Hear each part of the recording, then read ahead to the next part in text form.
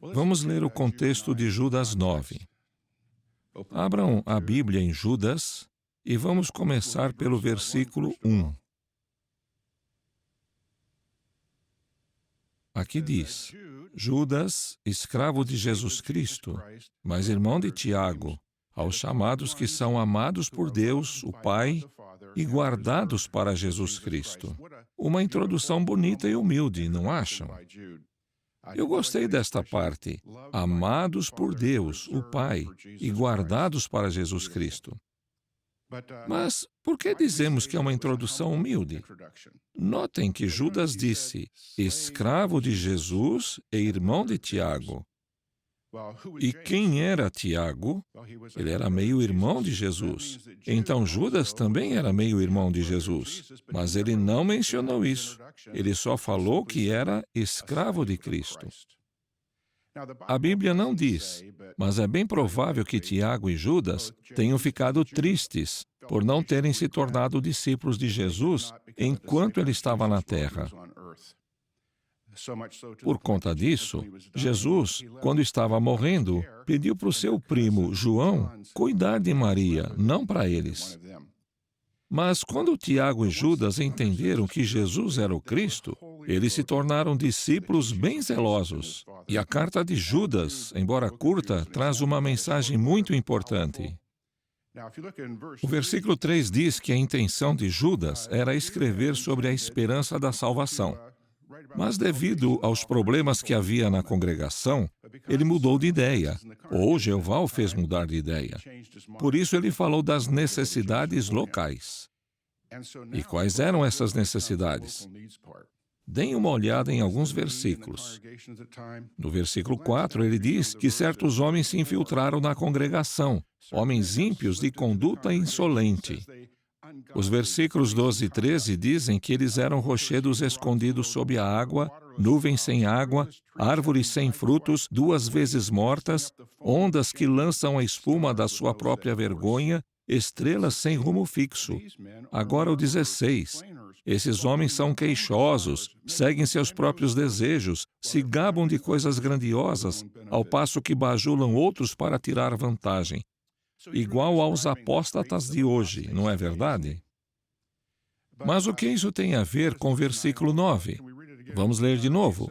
Quando Miguel, o arcanjo, teve um desacordo com o diabo e disputava a respeito do corpo de Moisés, não se atreveu a proferir um julgamento contra ele com insultos, mas disse, Jeová o censure. Miguel é o nome de Jesus no céu, tanto antes como depois de ele vir à terra. Mas quando ele disputou com o diabo a respeito do corpo de Moisés? Com certeza, não foi quando Judas escreveu isso no ano 65. Judas apenas usou o exemplo de alguém que não se achou no direito de assumir uma autoridade que não lhe cabia.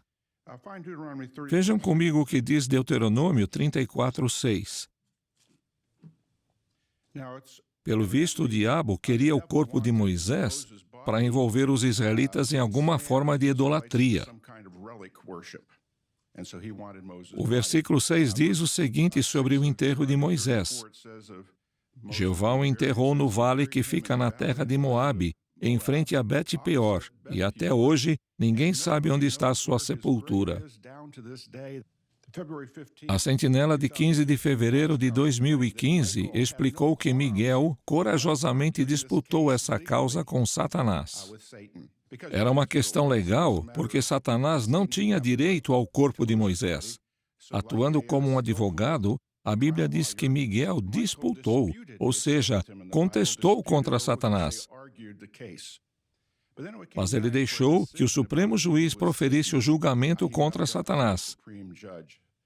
Assim, Judas estava dando uma lição aos que desprezavam a autoridade nas congregações e que falavam mal dos gloriosos. Eles deviam aprender disso.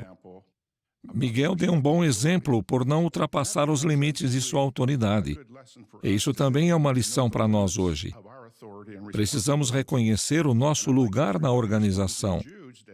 Não queremos ser como os rebeldes dos dias de Judas. Queremos estar contentes em seguir a liderança do escravo fiel que está sendo usado por Miguel, o nosso Senhor Jesus Cristo. Mas será que Jesus estava sendo fraco ao deixar que Jeová decidisse a questão? Não, ele apenas estava demonstrando respeito pela autoridade. Como sabemos disso? Por exemplo, depois do nascimento do reino, ele não esperou por Jeová para agir contra Satanás. Isso porque Jeová já tinha autorizado Jesus, ou seja, Miguel, a guerrear contra Satanás e seus demônios e expulsá-los dos céus. E Jesus fez isso com muito gosto. Será que os apóstatas de hoje são como aqueles que Judas mencionou na sua carta? Será que eles são mal intencionados? Ou será que só querem ajudar, porque acham que as testemunhas de Jeová estão sendo enganadas? Não, eles são mal intencionados. Já notou que os apóstatas não costumam usar a Bíblia? E por que não?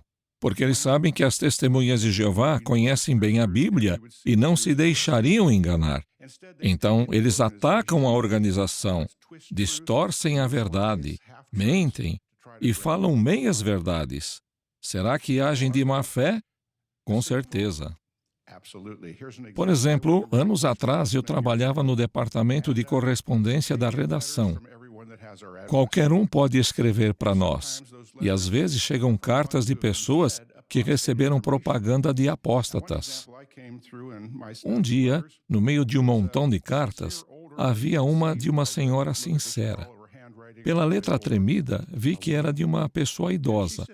Ela mandou uma cópia de uma página de uma sentinela de 1910 e perguntou: por que o Sr. Russell disse que se a pessoa ler os livros dele, os estudos das Escrituras, ela não precisa ler a Bíblia? Eu li a cópia e parecia que dizia isso mesmo. Mas então eu comparei a cópia com o original da revista de 1910 e logo vi a fraude. Ao tirar a cópia, eles colocaram um pedaço de papel em branco, cobrindo o finalzinho da primeira coluna.